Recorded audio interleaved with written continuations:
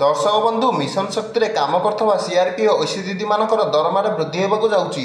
सरकार यही दिन मिशन शक्ति काम कर सीआरपी और ओसी दीदी मान बकेया दरमा दवा सहित से दरमा वृद्धि करने को जाऊँगी। यही दिन सरकार सीआरपी और ओसी दीदी मान बकेया दरमा दवा सहित से दरमा वृद्धि करने को जाऊँगी। तेज कौन रही संपूर्ण खबर जानापी भिडियो को शेष पर्यंत देखूँ।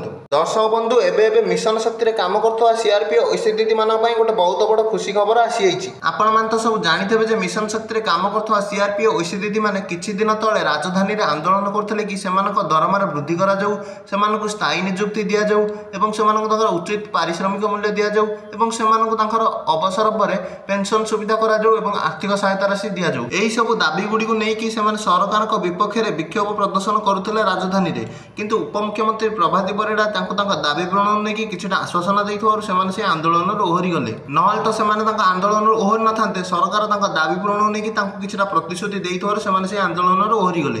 तेणु एथुर जमापड़ी मिशन शक्ति काम कर सीआरपी और ओसी दीदी मान समस्त दाबी सरकार खूब शीघ्र पूरण करने को जाऊँगी।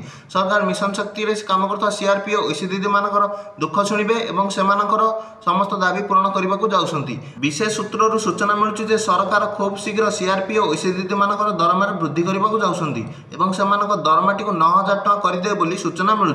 आज खबर भिडियो लाइक और सब्सक्राइब कर दियंतु।